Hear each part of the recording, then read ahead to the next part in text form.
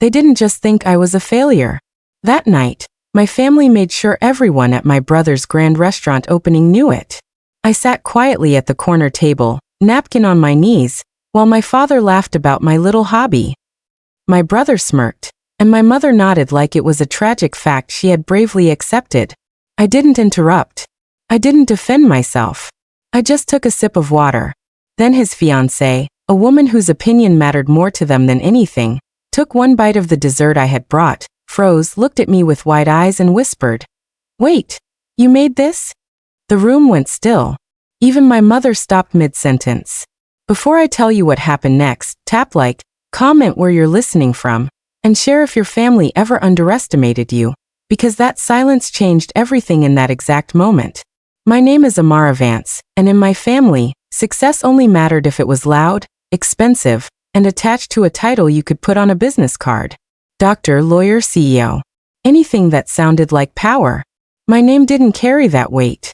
To them, it was just Amara, the quiet one, the one who spent too much time in the kitchen making messes while my brother, Liam, was out building an empire.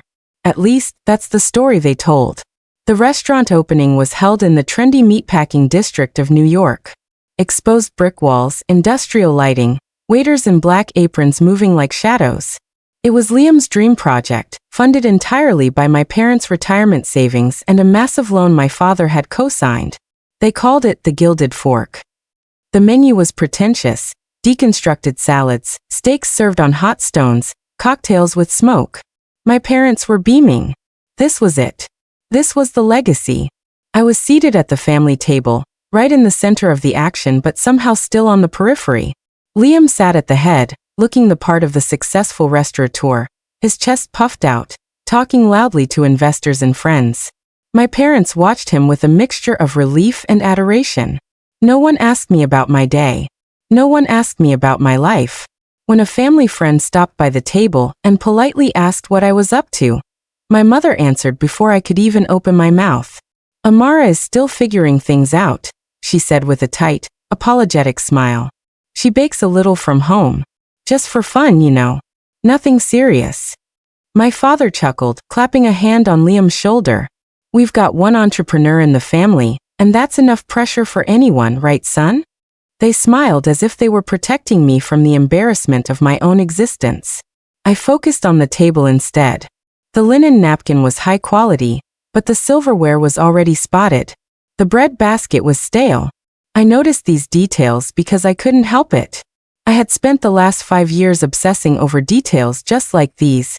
Only no one at this table knew it. My brother's fiancée, Sophie, sat across from me. She was the prize of the evening, even more than the restaurant itself. Sophie was a renowned food critic for the City Palette, a blog with millions of followers. Her reviews could make or break a career. Liam had been chasing her approval for months, and now that they were engaged, he treated her like a trophy that validated his genius. Sophie didn't say much. She observed. Her eyes moved over the plates, the decor, the staff, calculating. When my parents bragged about Liam, she nodded politely, but her smile didn't quite reach her eyes. At one point, Liam raised a glass of champagne. "To vision," he declared. "And to those who have the courage to build something real." The table cheered. I raised my glass a beat late, silent. I felt the familiar burn of humiliation in my chest, the urge to scream that I had built something real too, something they couldn't even comprehend. But I swallowed it down. Silence was my armor.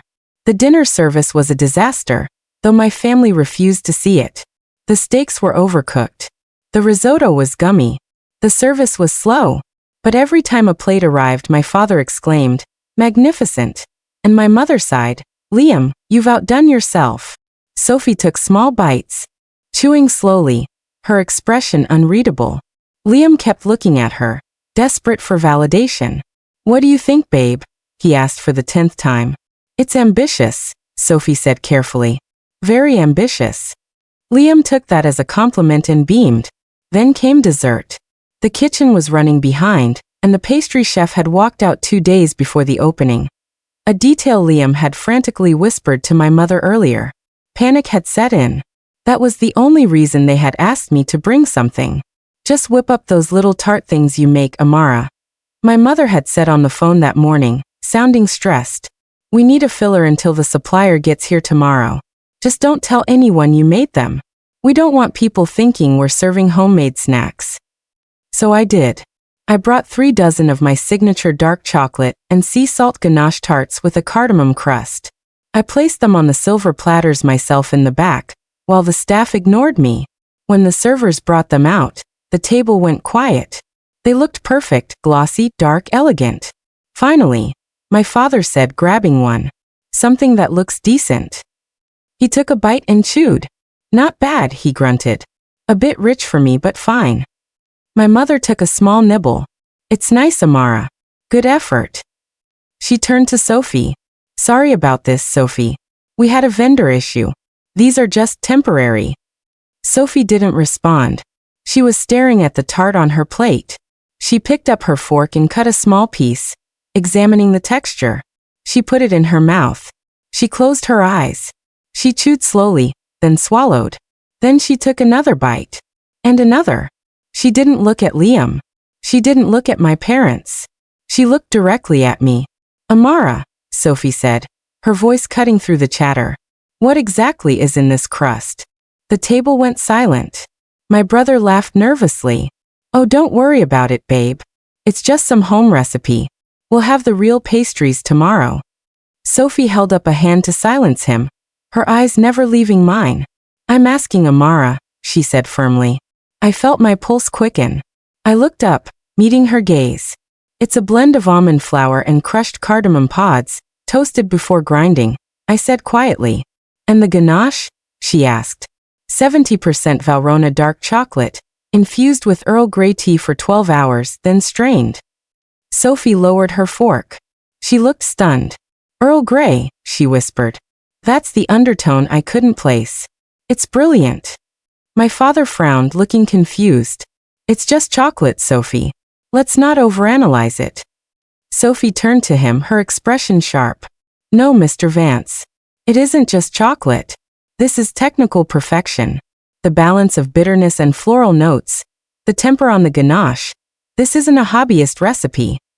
She turned back to me. "I've only tasted a ganache this specific once before. In Paris 2 years ago. At a pop-up that vanished after 3 days." I stayed silent. My heart was hammering against my ribs. Sophie pulled out her phone. She tapped the screen a few times, and then turned it around to face the table. It was an Instagram page. The Midnight Baker. 2.5 million followers. No face, just photos of exquisite, dark, moody pastries. "This account," Sophie said. "It's the most exclusive ghost bakery in the city. Their waiting list is 6 months long. They supply the desserts for the Met Gala. They did the private dinner for the vice president last week." She looked at the photo on the screen, a picture of the exact same tart sitting on the table in front of us. Then she looked at me.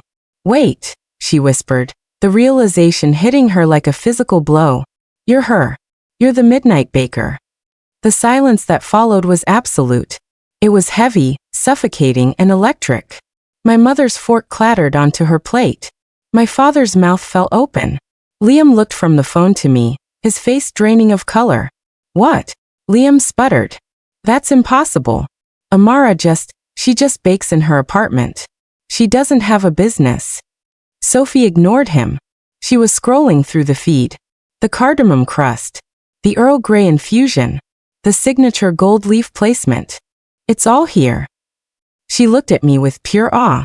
"I've been trying to get an interview with you for 3 years. I've sent 50 emails. You never replied." I took a sip of water, my hand steady now. "I prefer to let the food speak for itself," I said softly. My mother made a choking sound. "Amara? Is this true? You have millions of followers. And millions in revenue, I'd assume," Sophie added dryly. "Considering the Midnight Baker charges $50 for a box of 4, and sells out in seconds." My father looked at me as if I had grown a second head. The daughter he had pitied, the failure he had apologized for, was sitting there, revealed as an industry titan. "Why didn't you tell us?" he demanded, his voice rising. We could have used this. For the restaurant. We could have partnered." "That's exactly why," I said. My voice was calm, but it carried across the table. Because you would have used it. You never asked about my baking because you respected it. You only care now because it has a price tag. Liam stood up, his face red. This is bullshit. You're trying to upstage me at my own opening. You brought those tarts on purpose. I brought them because Mom begged me to. I reminded him. Because your chef quit. Because you were desperate. Sophie stood up too. She looked at Liam, then at the half-eaten, mediocre steak on his plate, and then at the masterpiece of a tart. The comparison was brutal. Liam, she said quietly. Sit down. He froze. This isn't about you, she said. She turned to me. Amara, it's an honor. Truly. She pulled a business card from her clutch and slid it across the table to me. If you ever decide to do an interview, or a cookbook, or just dinner, please. I looked at the card. Then I looked at my family. My mother was pale, her hands trembling. My father was staring at the table, unable to meet my eyes. Liam was seething, defeated in his own kingdom. The dynamic had shifted permanently. I wasn't the little sister anymore. I was the heavyweight in the room. I stood up. I smoothed my napkin on the table. Thank you, Sophie, I said, tucking the card into my pocket. The tarts were a gift. Enjoy the rest of the night. Where are you going? My mother cried out, her voice shrill. Amara, sit down. We need to talk about this. We're a family. I have an early morning, I said, slinging my bag over my shoulder. I have an order for the governor's ball to prep. I walked out of that restaurant, and for the first time in my life, I didn't feel small. I felt enormous. I could hear the whispers starting behind me. The sound of my brother trying to salvage his ego. The sound of my parents realizing they had bet on the wrong horse. I walked into the cool night air of New York City, took a deep breath and hailed a cab. My phone buzzed in my pocket. It was a notification from the Midnight Baker account. Sophie had just posted a photo of the tart. Caption: Finally found her. And she's better than we ever imagined. The Midnight Baker is real, and she just outcooked the entire city. The likes were already rolling in by the thousands. I smiled, leaned back in the seat, and watched the city lights blur by. They thought I was a failure because I was quiet. They didn't know that while they were making noise, I was making history. And I didn't need their table anymore. I had built my own. If you've ever been the quiet one, the overlooked one, the one they didn't see coming, this story is for you. Don't let their noise drown out your work. Success is the loudest revenge. Thanks for watching, and remember, sometimes the most powerful person in the room is the one saying nothing at all. See you in the next video.